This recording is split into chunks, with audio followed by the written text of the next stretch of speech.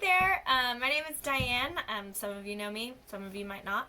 But if you're here watching this video, I was wanting to give you guys a tour of the inside of my 2007 Heartland Sundance fifth wheel because I'm going to start renovating, doing some demo, ripping out a bunch of stuff. So I figured I'd give you guys a little walkthrough beforehand and then just try and document the process. Some people want to see it, some people don't, but if you do, keep watching.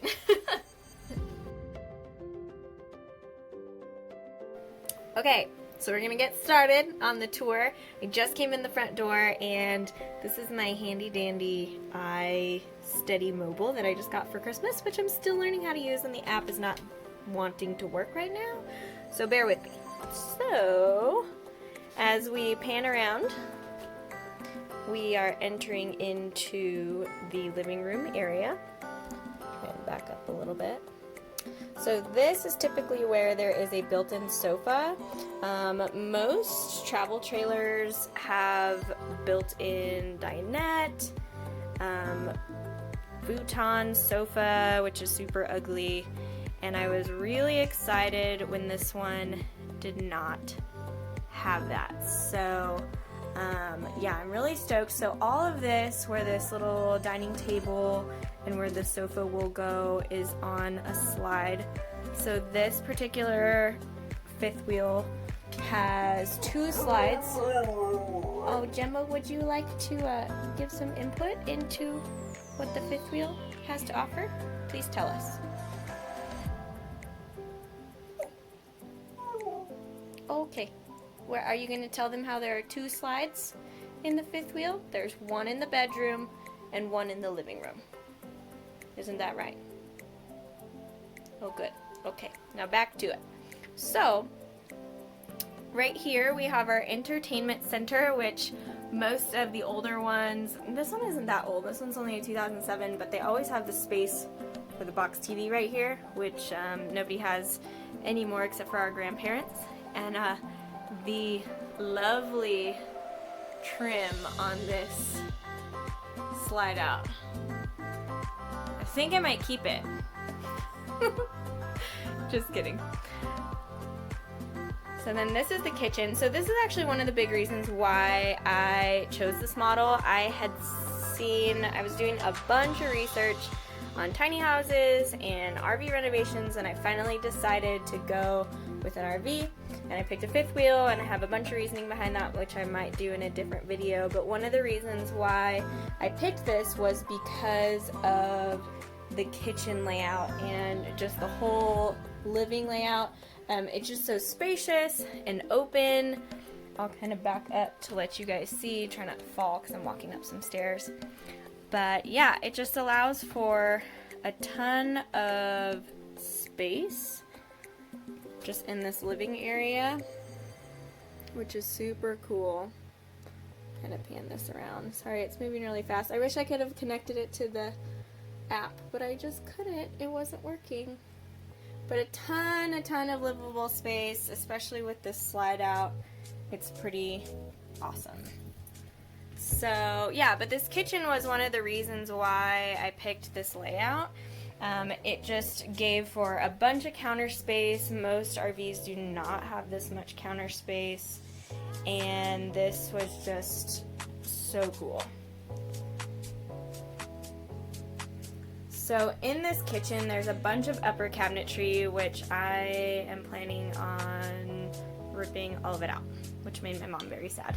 I told her, she was like, oh my goodness, this is so amazing, there's so much storage and cabinet space. And I was like, yeah, Mom, I'm gonna rip it all out. But I will be replacing it. I just don't like how short and stumpy they are. I just want to get some larger cabinets that go down, you know, maybe like halfway to provide more storage. And then I want to do some open shelving as well. So there's some things that I want to do, like replace the propane oven range with a convection microwave so that I can eliminate this space up here and just have a dual, and then do a built-in propane burner. This sink, they replaced it the RV dealership that I bought it from, they replaced it with this humongous sink, which is really too large for this space, and so I'm thinking I might do either one that's inset into the countertop or a farmhouse sink. So yeah, this is the cabinetry space. There's actually a lot of storage, but the one thing that I am not a fan of in RVs is that they don't utilize the space that they have as effectively as you would think. Like, for example, these two cabinet doors, it's really difficult to get to this back little corner back here, so it's a lot of wasted space. And then what's super funky about this over here is that there are drawers on either side, and then this entire little corner right here is unused, and there's a funky little door on the outside that you can access it, which I have no idea what it's for. So if you have any insight on what that's for, you let me know. So this right here is the front door, and I have a little entry closet which has a couple of hooks, which is super handy.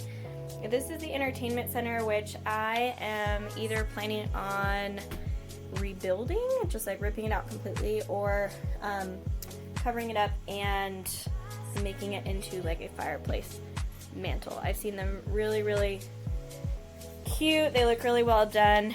And then relocating, this is where the thermostat is, relocating some of this wiring elsewhere so that the inside of this faux mantle can just be storage. Gemma, what on earth are you doing? What are you doing? Can you show them the bedroom? Go to the bed. Go to bed. Go on. She's like, Mom, you never come in here. That's not where my bed's at. Come on, let's go. Go to bed. Go to bed. Go. So where Gemma is standing right now is the entrance into the bathroom. It is a little funky, I feel, because it's all in one area and there's no separation between the bedroom and the bathroom. So welcome to both. Huh, isn't that funky, Gemma? That's weird, huh? I think so. So yeah, so let me pan around this way so you can see. There is a medicine cabinet, a sink, and then the enclosed shower, which I will open for you. So there is a little skylight, which gives a little bit more headroom. I'm only 5'2", so headroom is not a big deal for me, but for people who are any larger than 5'2", that might not be great. So I am planning on ripping this out. Maybe if the bottom shower pan is reusable, I may keep that. I'm debating on whether just to rip it out and tile it, or I saw this really cute enclosure on Amazon, which was like black framed, and it was really pretty. So as you can see, if we go back this way, there are the stairs. Oops. Sorry if I'm making anyone dizzy, I really apologize. There are the stairs back to that. That door leads to the little toilet area. I'll open that up so you can see where the pooper's at. Yay, pooper! So I am not a huge fan of this bathroom, bedroom area whatsoever, because I feel like this is a lot of unused space. Like, this is totally unnecessary for a toilet. Just the toilet. That's all it's for. But there's like a little vent up there, so I'm looking to reconfigure the bathroom, but it may be a little bit harder than I was initially anticipating, because I'm being told that the black water tank is typically directly under the toilet, which would mean if I relocate the toilet, that means I have to relocate the black water tank as well. So I don't know how difficult that is, or how difficult it would be, weight distribution, all that jazz. So if you have insight, if you have tips, pointers, please let me know. I appreciate it. Oh yeah, and I put on my glasses because sometimes I'm blind, but I feel like I look super nerdy with them on. yeah, over here there's a little bit more storage. These could be a secondary closet for clothes or whatnot, or linens. I am planning on ripping all of this out. And ideally, I would love to put the sink over here. And then they have washer dryer combos that I want to do just a countertop straight across and have this whole area be a sink area, and then do an upper cabinet for linen storage and whatnot. So, and then over on this side, the shower will stay in the same place, but I want to place where the pooper is at to right here. And you're like, why would you want to poop right next to your bed? Because I want to do a little divider wall, because the toilet is actually not very wide. It's not even as wide as that, which tells me that it will fit there. Gemma, what on earth are you doing? So I want to put a little divider wall here and a small divider wall over here where this is at, and then do 2 mini barn doors. That's the plan. I don't know if it's doable. Gemma, do you think it's doable? She's like, whatever, lady, as long as I can lay on your bed. That's all I care. She's if you've never met my dog before today, she's a huge diva. Clearly. Look, someone's knocking on my trailer door. Out in the back. So I'm living in my parents' trailer right now, and that's kind of what sparked me deciding whether I wanted to do this or not. And so I've been living in my parents' travel trailer to test it out since May.